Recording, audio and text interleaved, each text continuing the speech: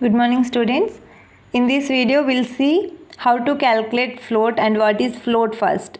Float means, so in the last video we have calculated our different paths durations, right? So here maximum longest duration we have taken it as the critical activities, critical path.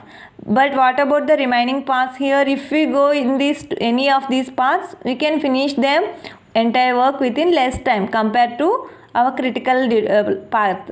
But here, so anyways this is our critical duration, so to complete our entire project it is taking 22 weeks.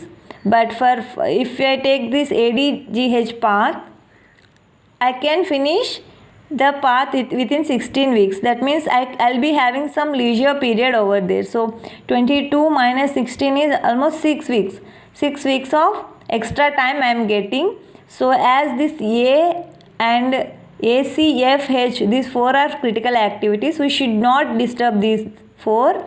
All other activities that is involving here D and G, these two activities we can delay up to some time. For any case of project material duration, manpower lacking, at that case we can use this extra slack, this extra time and flexibility which we can delay up to some duration, that will be calling as the float or slack of a activity. So this will be very much helpful for project managers and all. So now we'll see how to calculate this float or slack for any network. After that, from this we need to consider any arrow. First, to perform this float calculations, we will be having two methods, forward pass and backward pass. For this forward pass, we will be calculating all earliest possible times for our network diagram, earliest possible time, and by using this backward pass, we will be calculating latest possible times. Okay, for these earliest possible times we need to consider how much early we can start the activity and how much early we can finish the activities. There are things we need to calculate, we need to write over these nodes. For every activity we will be having one starting event and ending event, right? Over this we can take two boxes, and within these boxes we will be writing earliest starting time for this activity at the starting node, and the for this earliest finishing time will be written here. And similarly latest possible starting time, LS, will be representing and will be written here, and latest finishing time will be written over here. So for calculation of earliest starting, latest starting activities, we will be using these two methods, forward pass and backward pass. We'll see how to calculate these earliest and latest possible times for a given network. So now for this network diagram which we have already drawn using activity on arrow network, we'll be going to calculate forward pass and earliest times and latest times using forward pass and backward pass. First we'll start with the forward pass. From starting node 1 we need to start. What will be our earliest possible time for activity A or else for activity B? This is a common node for A and B, right? So what is our earliest possible for first activity? At particular instant we can start, that is at the 0 time we can start our activity. After this, for this earliest starting time we need to add our duration, that is 0 plus 5, it is 5. After that, if you want to take this for activity B, we need to add the duration of this path, 0 plus 6. That means this activity will take 6 weeks to complete as early as possible. That is fine. For this 5 plus 3, for activity C it is 5 plus 3. Earliest starting is 5. For this node, this will be a starting node and this will be ending node. This will be earliest starting and this will be earliest finishing for activity C. So we need to add this duration of this C to earliest starting time, that is 5. 5 plus 3 is 8 we can have. After that, for these activities, if you see, for the node D, earliest starting time is 6. But here what will happen? Here again one more arrow is there for activity D. So from this we'll be having 2 activities, 2 durations. Before taking consideration of this activity B only, we need to take this, because for this node we'll be having 2 activities. So here we'll be having from this path 5 plus 0. We'll be having duration of 5. If you take this path 0 plus 6, it is 6.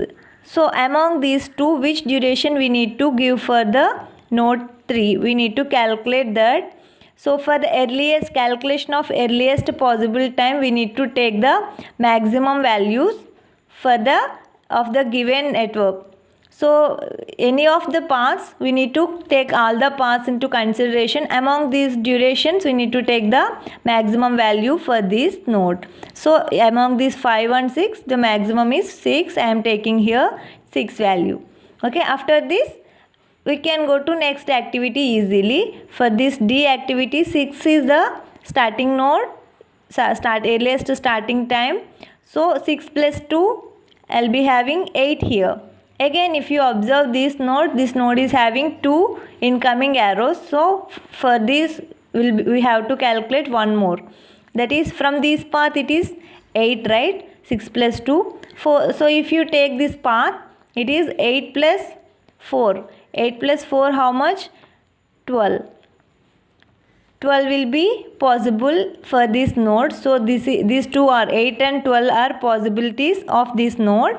Among these, maximum value will take, maximum is 12. Okay, after finishing of this, we'll move to next node. For this next node, again there will be 2 arrows coming towards it. First we'll take the first path. 8 plus 8, it is 16. Earliest starting plus duration. 8 plus 8 is 16. So 16. Next 12 plus 13. 12 plus 3 for this G activity G path. If you take 12 plus 3 is 15. So maximum of these two is 16. So I am taking it as 16. After that, this activity will be having only 1. For this activity H, it is 6 duration. 16 plus 6 is how much? 22. Only one arrow is there, so we can take directly 22. If you observe this, so we have calculated the critical path in the previous class, right? So for our entire project duration, critical path duration, we got 22 for this. So if you observe this node, the duration at the last node will represent the entire project duration. So in this way, we have finished our forward pass. We have started at node 1 and we reached node 7, that is end node. So this is about the forward pass. Now we need to do backward pass for this same problem. For this backward pass, we need to start with the last nodes, because we will be coming from back side to node 1, from last node to node 1. So this will be calling as the backward pass. So for this, we need to start with the node number 7. Same, this duration will not going to affect, will not going to change. So the duration 22 will going to remain at the last node. Same duration, will start with the 22 and we should move back. 22 minus, we should deduct the durations of activities. 22 minus 6, it is how much? It is 16. 16 we should write. This is the latest finishing time and this will be latest starting time for activity H. After this, we need to go back. For this activity, for this node 5, only one arrow is there, G, that is G. 16 minus 3. 16 minus 3 is 13, we can write. And after this, 16 minus 8 in this path. If you take 16 minus 8 is 8. But if we have to consider 2 paths, here will be 2 arrows are coming from this node. So we need to take these 2 paths into account. So 16 minus 8 is 8. That is 1. And from here 13 minus 4 is 9. Among these two, which one we have to take means minimum one. For the latest possible time, we have to take the minimum duration. So minimum is 8. So I'll be taking it as 8. Fine. Similarly, we can calculate for other nodes also. 8 minus 3, how much? 8 minus 3 is 5. And for this node, 13 minus 2 is 11. Again, here we'll be having two arrows going out from node number 1. So we need to consider both of them. So minimum we have to take 5 minus 5 is 0, is 1. 11 minus 6 is 5. It is one more. Among these two, the minimum value is 0. So I'll be taking it as 0. Okay, this is how we need to finish our forward pass and also backward pass for a given network diagram. Now we have all earliest starting and earliest finishing times, latest starting, latest finishing times for each and every activity at each and every node. Okay, after finishing of this part, we need to calculate the floats for any activity in a network diagram. So if you observe carefully, our last node duration will give the project duration. Entire project duration will be given by duration at the last node. And also if you observe, the critical activities will not be having any extra float. That means if you observe the nodes of the critical activities, A, C, F, H is the critical activities we have calculated previously. Otherwise, if you don't know any critical activities, how to identify the critical activities means using these timing durations. For this earliest starting and latest starting, difference between LS and ES will be 0. 5 minus 5 here, 8 minus 8 here, 16 minus 16, 22 minus 22. So the difference between these two is 0. So these nodes connecting activities will be our critical activities. In this way we can identify our critical activities after completion of calculation part. So these A, C, F, H are critical activities and this project duration is of 22. That will be fine. Now we need to calculate float. For these floats again we'll be having 4 types: total float,